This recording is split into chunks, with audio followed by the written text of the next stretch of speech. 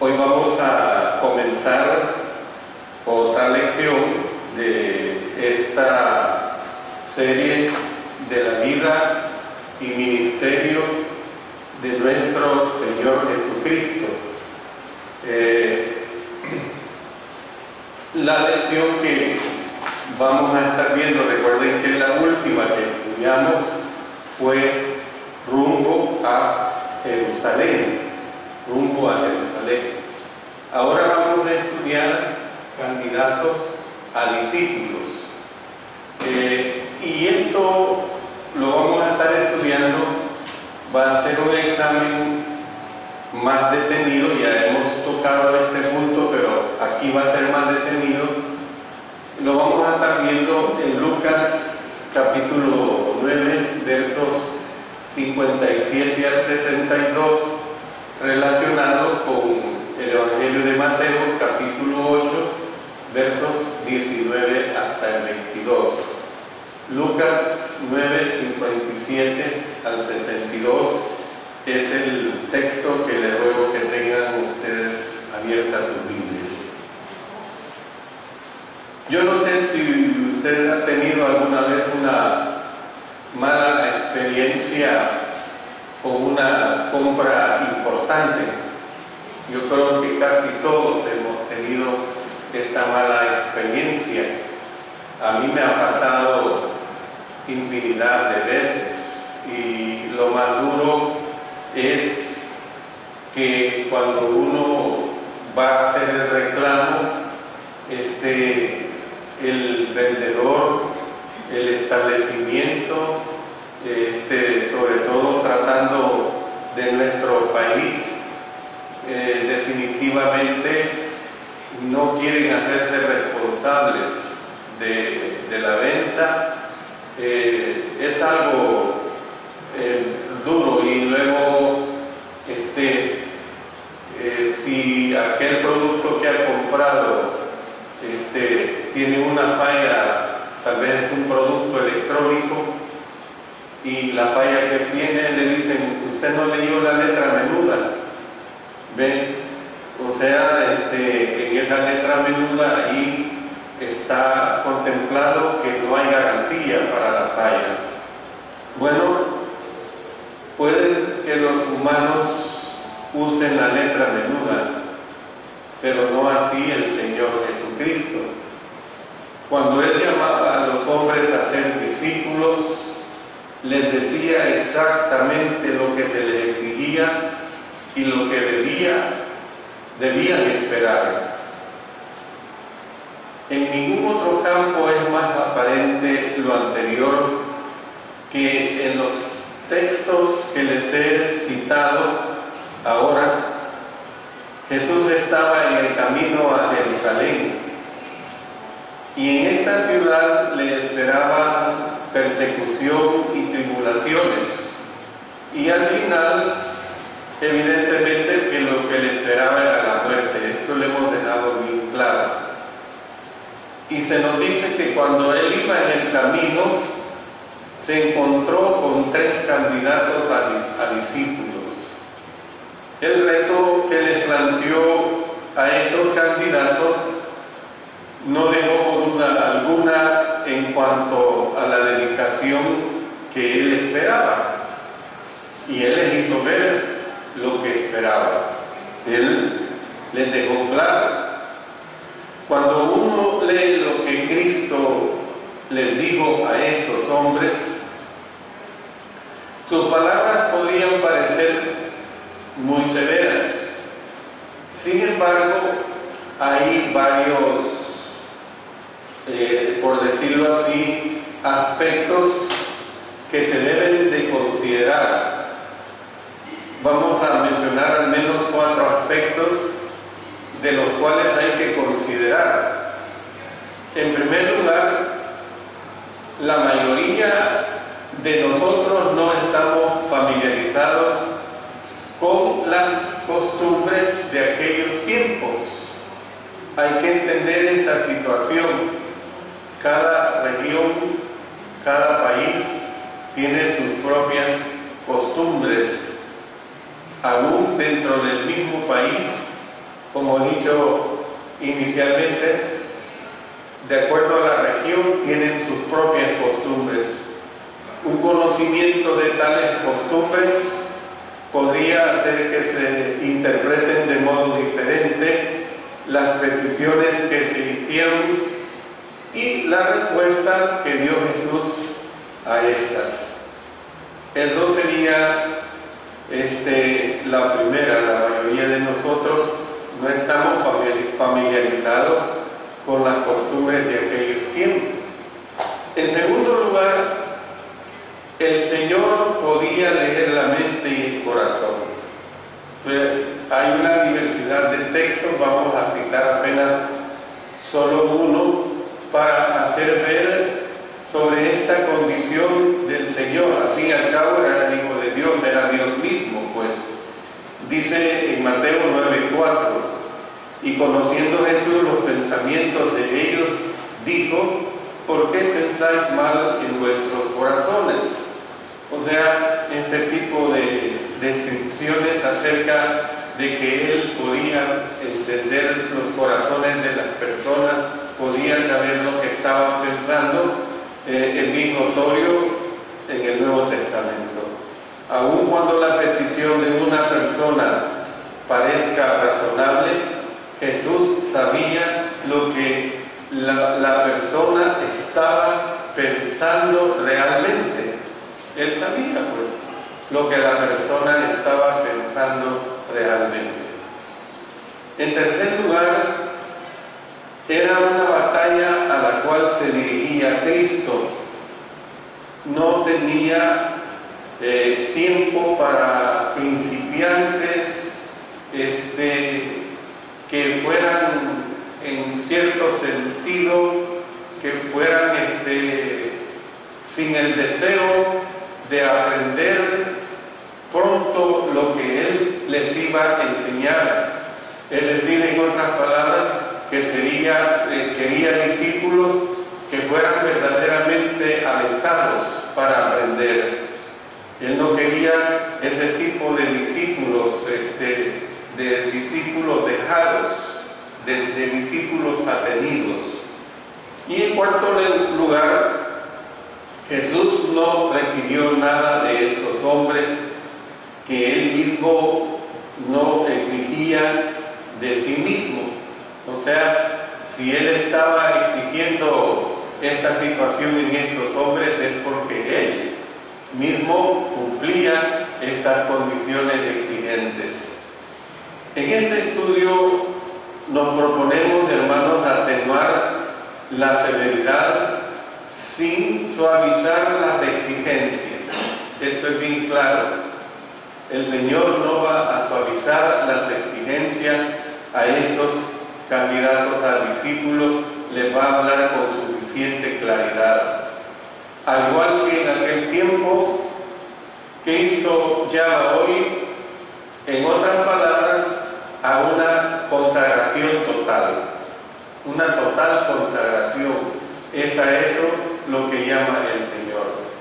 Por eso el texto primordial de este sermón, como lo he mencionado, será Lucas capítulo 9, versos 57 hasta el 62, aunque un suceso parecido se recoge, como lo he mencionado también en Mateo capítulo 8, versos 19 al 22. Se haya referido a un mismo suceso o no es algo que sepamos con exactitud, pero en vista de que la secuencia cronológica no era sumamente importante para los autores de los evangelios, los dos sucesos podían ser el mismo. Sin embargo, el escenario no es el mismo para los dos relatos, de manera que pudieron haber ocurrido en diferentes momentos.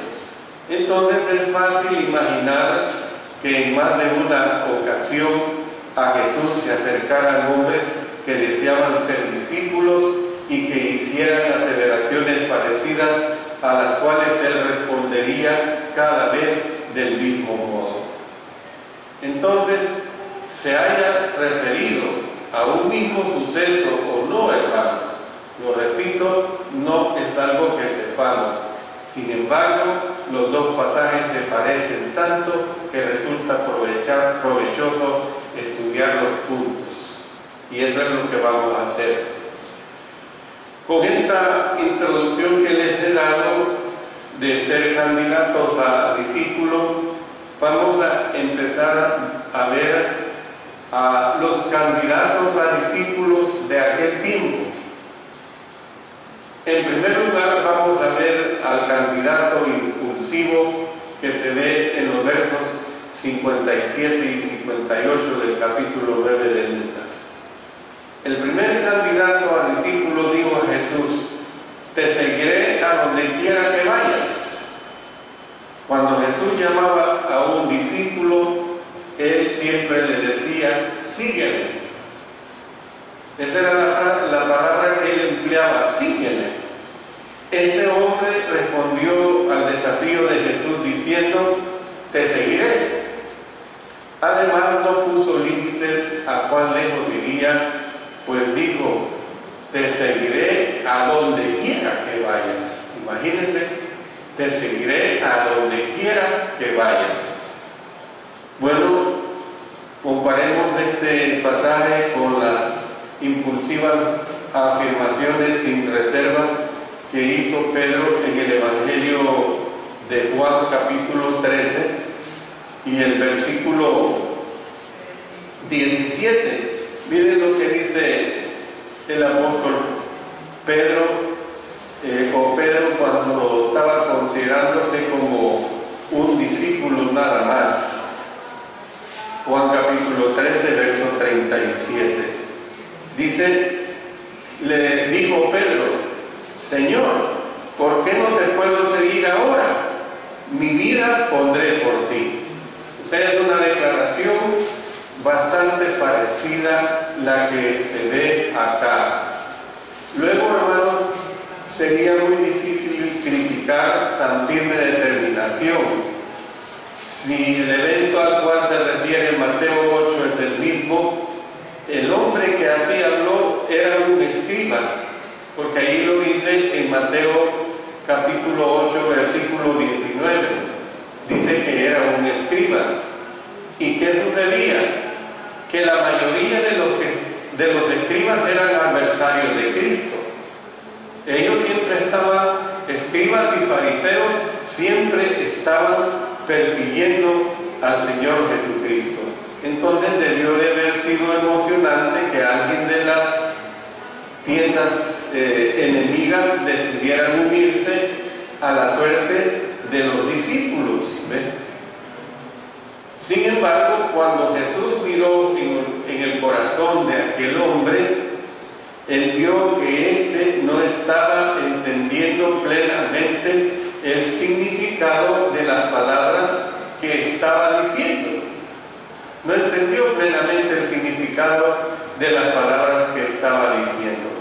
Aparentemente veía multitudes, milagros y entusiasmo donde Cristo deseaba que viera negación de sí mismo, sacrificios y padecimientos. Porque ¿qué es lo que sucede? Muchas cosas en la vida del Señor, muchas cosas pueden proceder por puro emocionalismo y no realmente por entender lo que implica el sacrificio y lo que implica el padecimiento.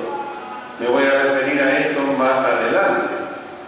Era como aquel hombre, les pongo una ilustración.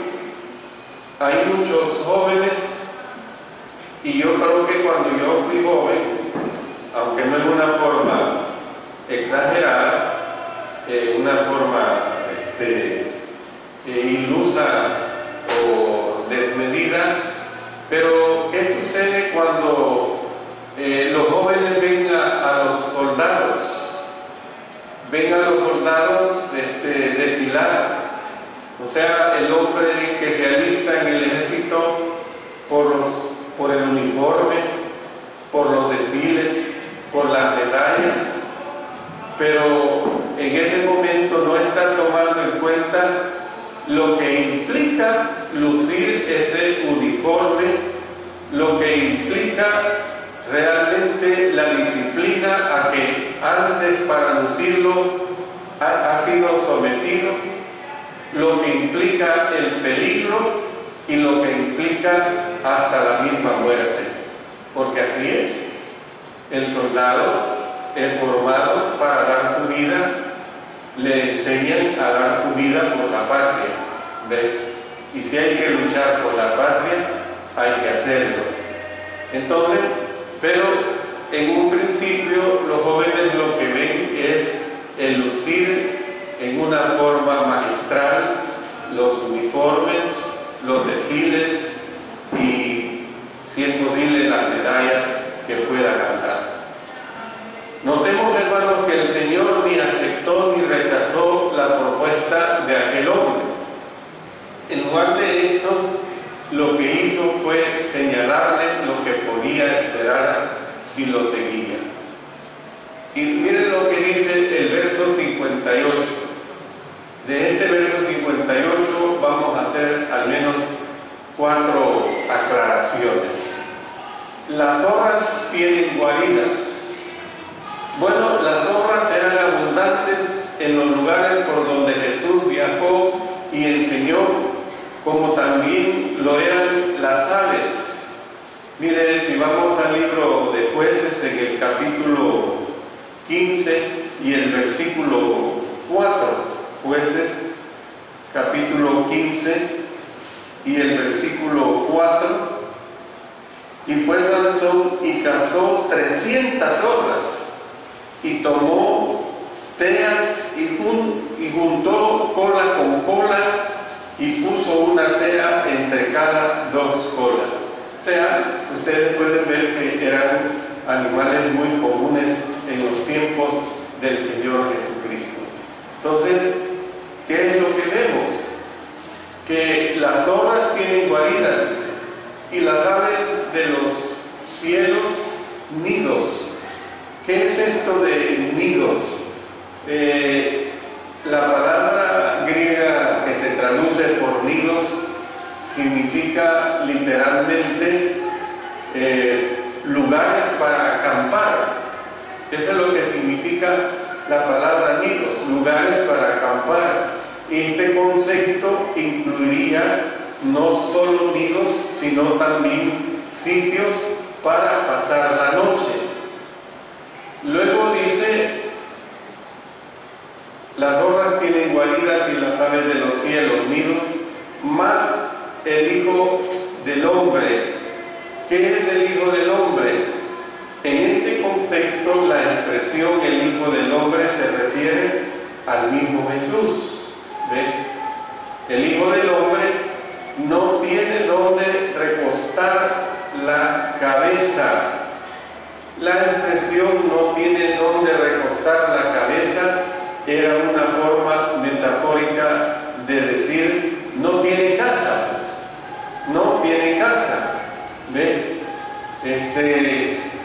Realmente eso es lo que estaba diciéndose allí. Entonces, no hubo lugar para él, acuérdense, no hubo lugar para él en el mesón, tampoco lo hubo en la tierra de los gadarenos. Cuando vimos esto, estuvimos estudiando que los gadarenos tampoco le recibieron y tampoco lo hubo en Nazaret. No tuvo lugar en Nazaret. ¿Ven? O sea, esto lo hemos visto en las clases anteriores claramente. O sea que la vida de Jesús comenzó en un establo prestado y terminó en un sepulcro también prestado.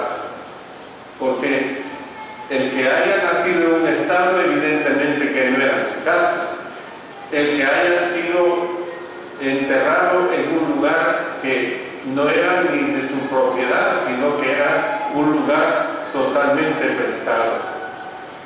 El apóstol Juan nos dice en su segunda carta a los el apóstol Pablo nos dice en su segunda carta, capítulo 8, versículo 9, 2 Corintios 8, 9, porque ya conocéis la gracia de nuestro Señor Jesucristo, que por amor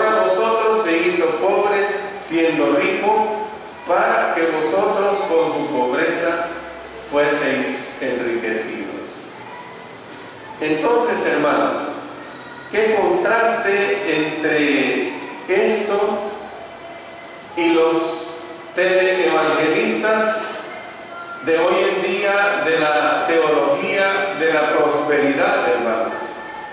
Estos teleevangelistas de la teología de la prosperidad, que hacen gala de sus mansiones, hacen gala de sus propiedades, hacen gala de sus yates como prueba de que Dios aprueba los ministerios de ellos. Y hermanos, aquí está un mensaje para los que quieran ser predicadores y misioneros. No vea usted la obra del Señor como una carrera que le recompensará con dinero, que le va a recompensar con posesiones. Más bien, comprométase con un ministerio y posteriormente confíe en que el Señor proveerá para las necesidades de la vida, no lujos, más buscar primeramente el reino de Dios y su justicia, y todo lo demás nos vendrá por añadidura. Esta es la realidad, lo que es en el ministerio de nuestro Señor. Bueno, no era que Jesús se estuviera quejando, ni que estuviera buscando conmiseración para él, es decir, que tuviera lástima de él. No era esta la situación de él, era que estaba dando a conocer el estilo de vida que había elegido voluntariamente. ¿Por qué, hermano? Porque él había dejado el cielo. Esa es una realidad. Imagínense, nuestra lucha es ir al cielo. Todos los días desde que conocimos al Señor y nos ha permitido el ser un hijo de Él, esa es nuestra lucha, hermanos, ir al cielo. Y Él vino del cielo, hermanos. Él dejó el cielo, dejó su condición divina, había dejado el cielo. ¿Y cómo lo hizo? Obligadamente, no, voluntariamente. Y había salido de su casa en Nazaret voluntariamente. Esa fue la labor que él tuvo. Bueno, tampoco era que estuviera tratando de disuadir al hombre que quería ser discípulo, sino que, hermanos, él estaba procurando que éste se diera cuenta de que lo que implicaba ser un seguidor de él. Y esta es la misma condición que se nos pone a nosotros como cristianos, como cristianas, ser seguidor de nuestro Señor, lo que implica realmente seguir a nuestro Señor. El mensaje del Señor para el candidato impulsivo fue: primero, considere si puede llegar a ser discípulo. Primero, considere si puede llegar a ser discípulo. En Lucas, en el capítulo 14, en los versículos, vamos a ir a Lucas más adelante de lo que estamos leyendo, en los versículos 27 hasta el 30, noten lo que ahí se está expresando. Y el que no lleva su cruz y viene en pos de mí, no puede ser mi discípulo. Y el que no lleva su cruz y viene en pos de mí, no puede ser mi discípulo. Porque ¿quién de vosotros, queriendo edificar una torre, no se sienta primero y calcula los gastos a ver si tiene lo que necesita para acabarla?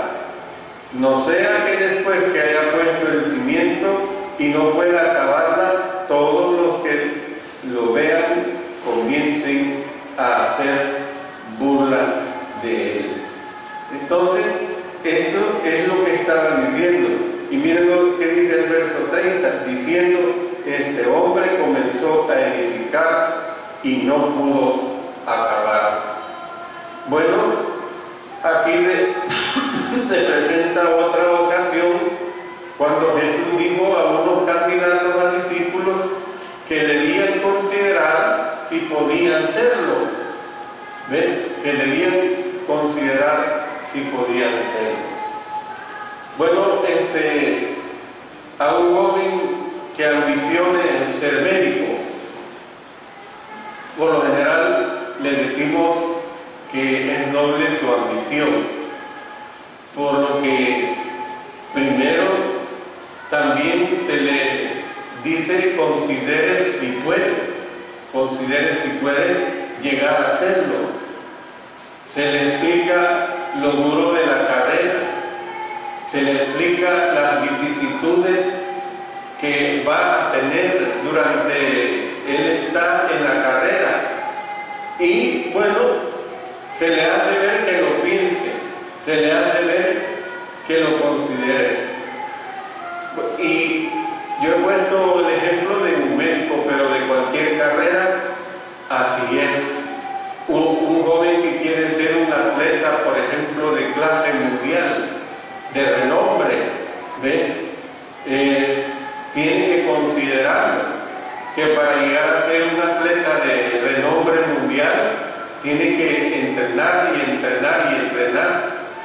Se le pone esta misma situación a los que desean casarse, que lo piensen, de tal manera que piensen que es una labor verdaderamente muy seria, es una responsabilidad seria. Luego, si quieren tener hijos, un hijo o varios hijos, que piensen también que es una responsabilidad enorme la crianza de los hijos. Entonces, hermanos, la mayoría de las veces nos abstenemos de decirles a las personas que consideren si pueden. Antes les infundimos determinación para que lleven a cabo lo que han resuelto hacer, sin pensar en las dificultades que se le presentarán. Podría ser un error, podría serlo, pero realmente tenemos que hacer ver estas situaciones para que las determinaciones de nosotros, los consejos que damos los mayores a los más jóvenes, sean acertados. En la parábola del sembrador, por ejemplo, en el capítulo 13, verso 18, una de las clases de tierra era la tierra superficial, y en esta tierra la planta brotó pronto, pero dice que cuando el sol resplandeció en el cielo, con la misma prontitud la quemó. O sea, casi no dio el fruto que se quería, pues. Cristo dijo que esto representa al que oye la palabra y al momento la recibe con gozo, pero no tiene raíz en sí, sino es de corta duración, pues al venir la aflicción o la persecución por causa de la palabra, luego tropieza. Y esto lo dice más adelante en los versos 20 y 21 de Mateo capítulo 13. Entonces, hermanos, ¿qué es lo que nosotros podemos ver? Pues que el Señor no deseaba que este candidato a discípulo terminara de tal manera. El Señor en ningún momento lo estaba desanimando. En ningún momento lo estaba desanimando. Voy a poner una ilustración práctica. Nosotros enviamos a estudiar a nuestro hermano Elmer Torres Aquino a ITL. Pero antes de que él hiciera la decisión, nosotros le hicimos la propuesta. Hablo de nosotros porque mi esposa y yo intervenimos en esta propuesta. Antes de hacerle la propuesta, o posterior, mejor dicho, hacerle la propuesta, le dijimos que lo considerara. Pero le dijimos que lo considerara en el sentido de que no le estábamos ofreciendo un paseo a un parque. No le estábamos ofreciendo eso. Sabíamos qué es lo que le estábamos ofreciendo. Sabíamos que le estábamos ofreciendo un ministerio que no le iba a hacer nada fácil. Y una vez pues él lo consideró, decidió aceptar el reto. Y ustedes lo han oído de parte de él. Lo han oído de parte de él en las tantas veces que ha venido a visitarnos, estando en este periodo de estudio, lo duro que le ha sido el estudio, porque yo puedo dar testimonio de los maestros que enseñan en ese instituto, que son extremadamente bíblicos, pero hermanos extremadamente disciplinados. El hermano Byron Benítez y Hiawatha Jones tienen una disciplina militar. Fueron criados militarmente en Alemania y en cierto modo esa disciplina la emplean ahora con los jóvenes que forman para el ministerio de la predicación. ¿Ven? Son hermanos que estudian, que enseñan la palabra de Dios tan doctrinal como ustedes no tienen idea, pero muy disciplinados. Y yo les quiero decir que esa disciplina aún es con nosotros cuando hemos sido invitados a enseñar. ¿En qué sentido? Me recuerdo que la primera vez que nos dieron un paseo a un lugar, nosotros nos desviamos a una farmacia. ¿Y qué es lo que sucedió? ¿Qué es lo que sucedió? Que después de una hora, por decirlo así, nos volvimos a juntar al grupo y nos interrogaron y nos dijeron, ¿qué se hicieron? Pues fuimos a hacer esto y esto, pero ustedes no tenían que separarse del grupo, y si ustedes se iban a separar del grupo, tenían que pedir los permisos. ¿Ven? ¿Y a quién le estaban diciendo esto, hermano? Al hermano Alexander Castellanos, misionero de 40 y pico de años, a mi esposa también, con experiencia en la palabra de Dios. Pero hermano, no importó eso, importó el que nosotros nos desviamos en ese momento de una disciplina que debía cumplirse. Pues el Señor, hermanos, cuando está buscando discípulos, les está haciendo ver la responsabilidad a la cual ellos tenían que someterse. Sígueme. Pero esa palabra, sígueme, hermanos, era una palabra que estaba llena de mucha profundidad. Más adelante en este estudio ahora hemos visto a este candidato impulsivo, o sea, los candidatos a discípulos en aquel tiempo, y más adelante vamos a ver al candidato indeciso. El otro ejemplo de los tres que he mencionado, vamos a ver en la próxima clase a ese candidato indeciso. Yo voy a terminar acá para dejar lugar a que podamos continuar en las próximas clases con este excelente estudio acerca de lo que es realmente el seguir a nuestro Señor. Que el Señor nos bendiga.